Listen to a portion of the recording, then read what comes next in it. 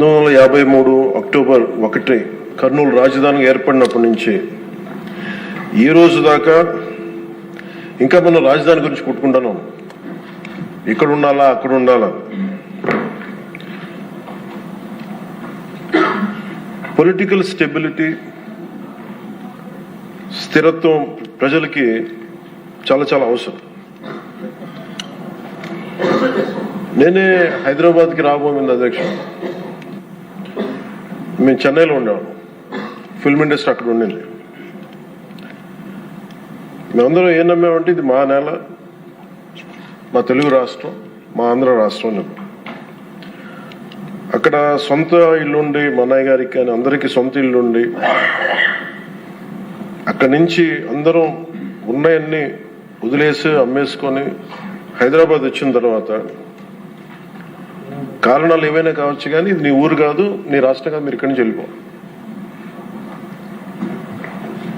పొలిటికల్గా వెళ్ళిపోవాలంటే ఇది కేవలం ఒక రాజకీయ నాయకుల వరకే గొడవ ఉంది, కేవలం శాసనసభ్యుల మధ్య గొడవ ఉంది అంటే అది వేరేగా చూసేవాళ్ళమే. కానీ సగటు ప్రతి ఆంధ్ర పౌరుడి మీద దాని ఫలితం, దాని ప్రభావం చూపించింది.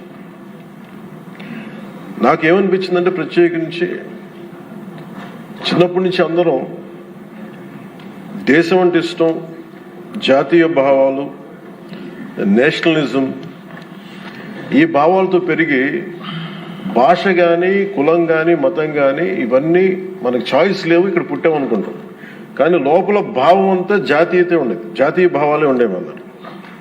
అలాంటిది ప్రాంతీయత, ఉప ప్రాంతీయత, రీజనలిజం, సబ్ రీజనలిజం తోటి మళ్ళీ ఇక్కడికి వచ్చేటప్పటికి నాకు గుండె లోతులోంచి ఉద్వేగం, ఆవేదన కలిగి జనసేన పార్టీని స్థాపించడం జరిగింది. అలాంటి సందర్భంలో తెలంగాణ అంటే ఇక్కడ ఉన్న లోకేష్ గారు కానీ, నాదెండ్ల మనోహర్ గారు కానీ, గౌరవ మంత్రివర్యులు,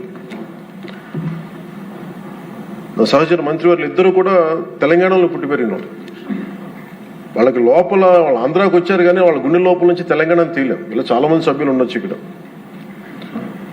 నేను మా నాన్నగారు నెల్లూరులో పనిచేసేవాళ్ళు కాబట్టి పుచ్చలపల్లి సుందరయ్య గారు లాంటి వాళ్ళు తెలంగాణ ఉద్యమానికి ఎలా పనిచేశారు, ఇవన్నీ మేము ఇప్పుడు చిన్నప్పుడు కథలుగా వింటూ ఉండేవాళ్ళం. సో ఎప్పుడు తెలంగాణ వేరు, ఆంధ్ర వేరు ఎప్పుడు భావం లేదు, తెలుగు నేల అనుకో. కానీ లేదు,